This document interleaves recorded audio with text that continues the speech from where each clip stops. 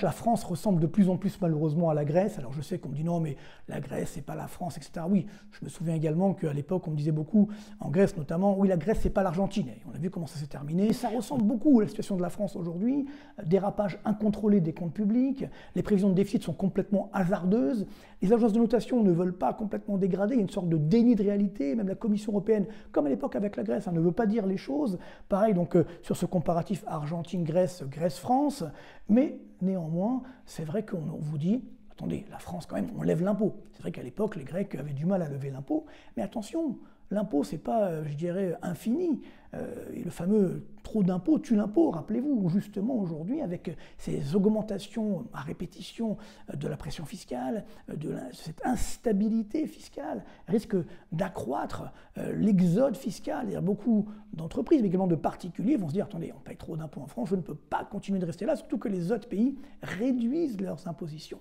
C'est ça qui est dramatique, et donc ça veut dire que même en augmentant effectivement les impôts, eh bien on va réduire les recettes fiscales. Donc attention, si vous comptez justement sur les impôts, messieurs les dirigeants, pour réduire le déficit, non, ça ne peut plus fonctionner. Et là, on ressemble justement de plus en plus à la Grèce. Parallèlement, les actifs, évidemment, de l'État français, on me dit, oui, bah, voyons, beaucoup plus d'actifs par rapport à la Grèce. Certes, mais regardons les chiffres. C'est-à-dire que l'actif net de l'État français, de la puissance publique française, hein, c'est pas que l'État, même si on prend les collectivités locales, etc., tout ce qui appartient de près ou de loin, je dirais, à la fonction publique, hein, la Joconde, la Tour Eiffel et autres, c'est pas compliqué à vendre, mais admettons, eh bien, on ne rembourse pas la dette. Alors, bien sûr, on n'aura pas à le faire, mais quand même, un tel écart, 3 000 milliards d'euros d'écart entre la dette totale et l'actif de la puissance publique française. Donc là, on ressemble de plus en plus à la Grèce. Alors, les Grecs ont fait des efforts, ils ont justement amélioré le fonctionnement de leur économie, notamment de leur puissance publique, mais malgré cela, aujourd'hui, le niveau du PIB grec, au quatrième trimestre 2024,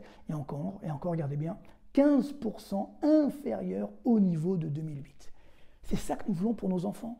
Mais là, on en prend droit le chemin. Donc, il faut arrêter, il faut changer de logiciel, il faut arrêter ce dérapage des comptes publics. Rappelez-vous aussi à l'époque de la crise grecque, quand justement tout le monde a commencé à paniquer, les agences de notation ont fait leur boulot évidemment en retard, comme pour la France. Donc, une fois que les agences de notation et les marchés ont pris conscience de la réalité, le taux d'intérêt à 10 ans de la Grèce est monté à quasiment 38%. Alors maintenant, bien sûr, il s'est réduit, hein, mais néanmoins, on se rend bien compte de ce qui peut nous arriver. Même si nous ne sommes pas la Grèce, on ne montera pas à 38%, mais une tension sur les taux d'intérêt, ça peut aller très très vite. Il faut un petit peu d'humour, on s'amuse comme on peut quand on est économiste. Alors là, Éric Lombard, j'ai trouvé tout seul, figurez-vous, incroyable, voilà, docteur cambriole.